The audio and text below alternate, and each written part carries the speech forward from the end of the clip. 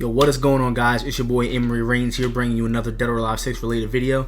This time I'm going to be doing something a little different. I'm going to be talking to you guys about 5 different ways that you can improve as a Dead or Alive player. Obviously, there's other things that you can do to improve yourself as a player, but I feel like these are 5 of the most imperative and important things that you can do to help yourself improve.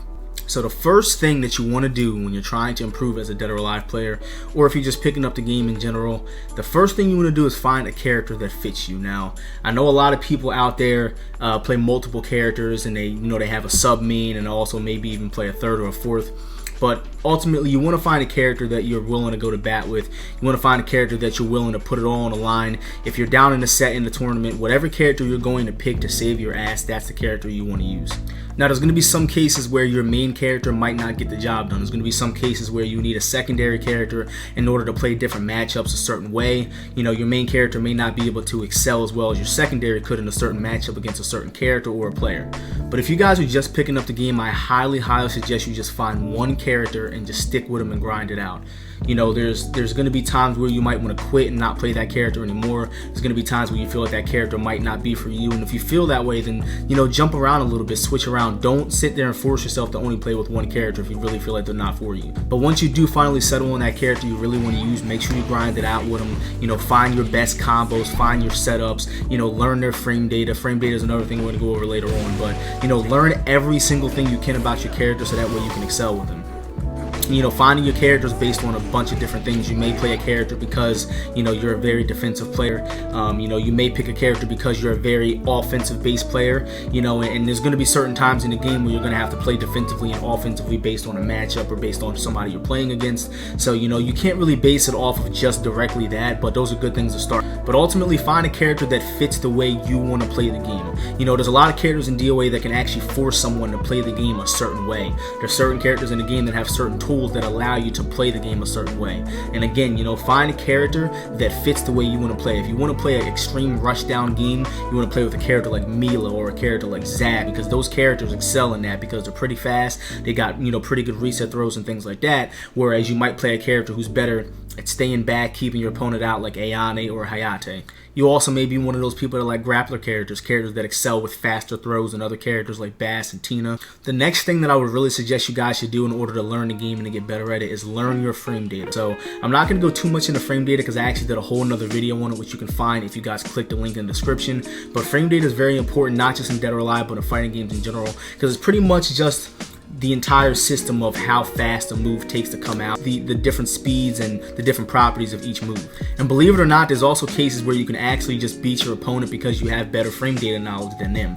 Playing online, sometimes frame data can be a little unreliable because obviously there's delay and everything is determined by how fast or slow a move is, which is going to be the frames we're talking about. But really make sure you learn your character's frames. The first thing you want to do is learn your own character's frames, because that can definitely go a long way, especially if if I'm +1 on this move, I know I'm going to hit you here. If I'm -1 on this move, I might want to try to do a crush or a sidestep. So again, if you guys are not familiar with what frame data is, be sure to refer to my frame data video that I will post in the description for you guys. And don't kill yourself with learning the frame data, guys. It takes people sometimes an extremely long amount of time to learn frame data. Myself personally, it took me a while to understand it and really understand how to apply it to the game. Start off very small, don't overdo it, and do not let yourself get over encumbered with it. Another good tip I can give you guys for trying to get better at the game is to play each character a little bit over time. So again, back to what I was saying with having a main and a secondary, even a third character.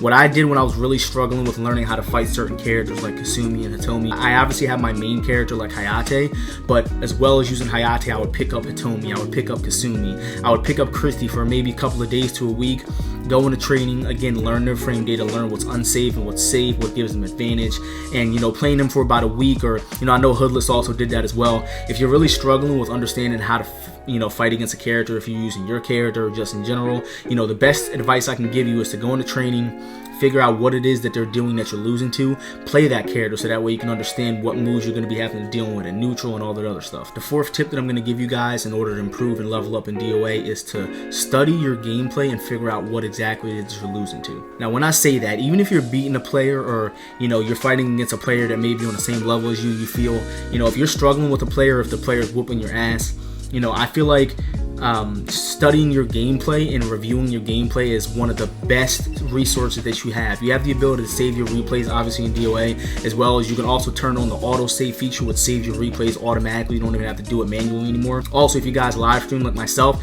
sometimes I'll go on my live streams and I'll actually watch my gameplay. I go to tournaments as well. I'll go to tournaments and I lose. If I lose to a player, I'll go back and study the matchup and just make sure that I don't lose the same way again. You know, there's a bunch of different ways you can improve, but I feel like saving your replays, reviewing it, and looking at exactly why you're losing is one of the best things you can do. If you're struggling with a certain situation that a player is putting you in or a character is putting you in, you know, go into training, replicate that same situation, and just figure out little loopholes and how to get out of it.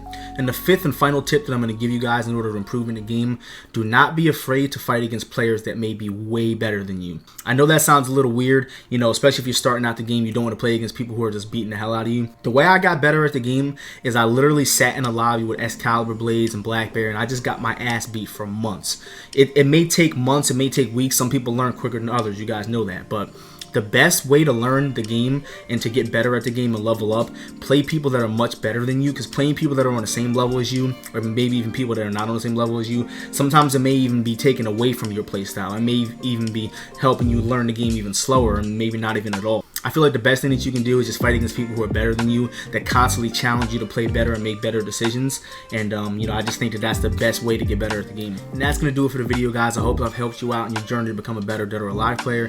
If I have, or if you have any questions, guys, please be sure to leave a comment in the comment section, a like, a comment, and a subscribe, or the other stuff. And also be sure to check me out on Twitch at EmeryReigns, because I do stream DOA 6 pretty regularly. And that's going to do it, guys. I hope I've helped you out. I'll see you guys next video. Thanks.